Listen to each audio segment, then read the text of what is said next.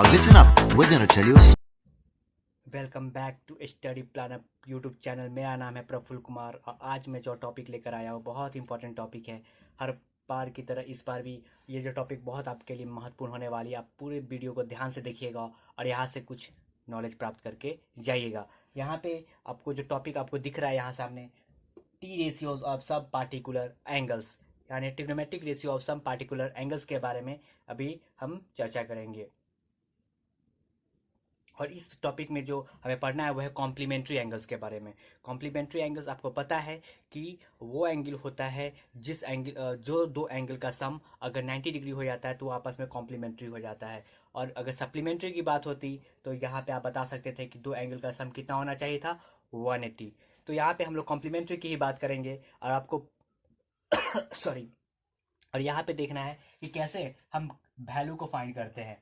अब देखिए कॉम्प्लीमेंट्री की बात है। कॉम्प्लीमेंट्री कब होता है? जब दो एंगल ए प्लस बी अगर हम सपोज कर रहे हैं तो दो एंगल का सम कितना होगा, 90 डिग्री। अगर एक एंगल ए है तो दूसरा एंगल क्या हो जाएगा, 90 माइनस ए हो जाएगा। आपको पता है अगर एंगल ए, अगर हम इसको थीटा सपोज कर लेते हैं तो एंगल बी क्या हो जाएगा, वो हो जाएगा एंगल ए की जगह पे थीटा और ये B is equal to 90 degree. Then आपको यहाँ से फाइंड हो जाएगा 90 माइनस थीटा। आपको ये तो समझ में आ गई होगी। इसी प्रकार यहाँ पे देखिए अगर ये एंगल सी 90 डिग्री है और ये ए है और ये सॉरी यहाँ पे आप बी ले लो और यहाँ पे आप ए ले लो तो ये क्या हो जाएगा, आप यहाँ पे देख रहे हैं राइट एंगल ट्राइंगल है। ट्रिग्नोमेट्री में हमेशा राइट एंगल ट्राइंगल की ही बातें होती है। और यहाँ पे एंगल सी कितना है, 90 डिग्री। और एंगल ए और बी क्या हो जाएगा, दोनों का सम कॉम्प्लीमेंट्री हो जाएगा। क्यों? क्योंकि ये तीनों का सम क्या होता है, 180 डिग्री होता है। अगर हम यहाँ पे सपोज किए थे एंगल ए थीटा तो ये क्या हो जाएगा, एंगल बी क्या आ गया था आपके पास, 90 minus theta, 90 degree minus theta. यहाँ पे कोई प्रॉब्लम आपको होनी नहीं चाहिए। मैं इसको अब यहाँ से इसको रब करता हूँ। आप यहाँ पे देखो, आपने रेशियो में, ट्रिग्नोमेट्रिक रेशियो में पढ़ा होगा। अगर नहीं पढ़े तो मेरा जो प्रीवियस वीडियोस है उसको देखिए, आपको समझ में आ जाएंगी सारी बातें। अब यहाँ पे देखो कि अगर इस थीटा के लिए एंगल ये जो साइड हो जाएगा ये हो जाएगा परपेंडिकुलर। अगर हम इसको पी सपोज कर लेते हैं, सपोज करो कि ये साइड बी सी पी है। अब इस एंगल थीटा के लिए ये बेस हो जाएगा, जिस पे एंगल बनता है वो बेस हो जाएगा तो ये बी हो जाएगा और ये ए बी क्या हो जाएगा, हाइपोटेन्यूज हो जाएगा। समझ में आया? और ये बातें सिर्फ हम किसके लिए कर रहे हैं, थीटा के बारे में। अगर इसका रेशियो अगर फाइंड करना है, रेशियो वाले अगर क्लास आप देखे होंगे तो आपको पूरी बातें अच्छी तरह से समझ में आएंगी।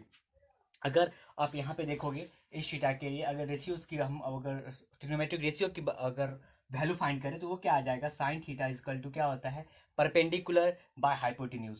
तो परपेंडिकुलर, इसके लिए परपेंडिकुलर यही होगा और हाइपोटेन्यूज एच, इतना लिख सकते हैं हम। उसके बाद अगर कॉस थीटा की बात अगर हम करें तो ये क्या होता है, बेस बाय हाइपोटेन्यूज। इसके लिए बेस बी है और हाइपोटेन्यूज एच है। वैल्यू लिखा हुआ है वही हम चीजें यहाँ पे लिख रहे हैं।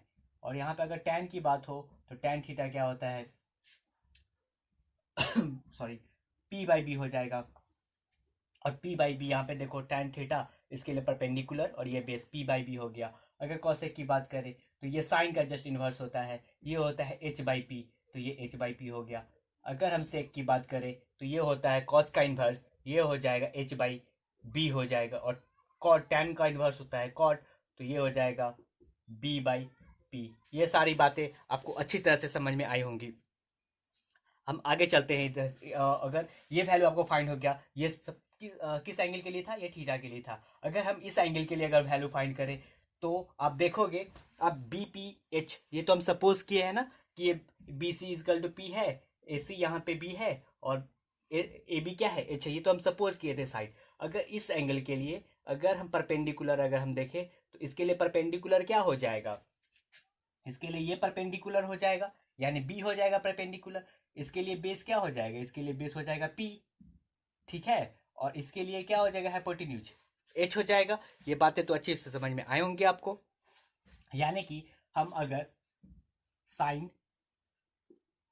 90 दिख रहा है ना, साइन 90 माइनस थीटा के लिए अगर वैल्यू लिखे तो हम इस तरह से तो लिख सकते हैं ना, sine 90 minus theta perpendicular, sine का होता है परपेंडिकुलर बाई हाइपोटेन्यूज, तो इसके लिए परपेंडिकुलर ये हो जाएगा। हम बी नहीं लिखते, हम ए सी लिख देते, A C by sorry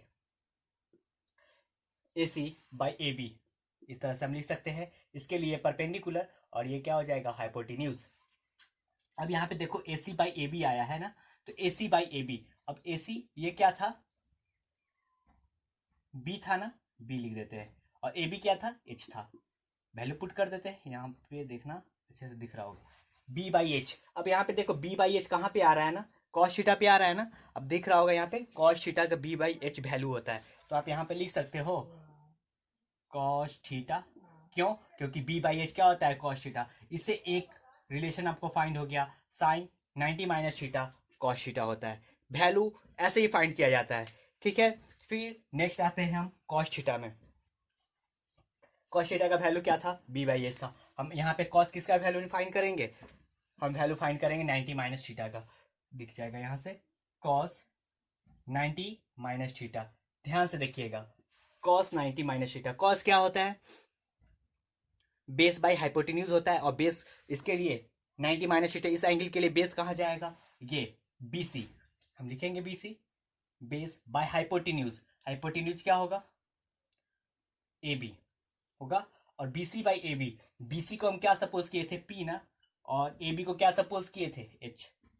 P by H, देखो P बाई H कहाँ आता है, साइन थीटा पे ना, तो ये साइन थीटा, इसकी जगह पे हम साइन थीटा लिख देंगे। समझ में आया, cos 90 माइनस थीटा होता है साइन थीटा।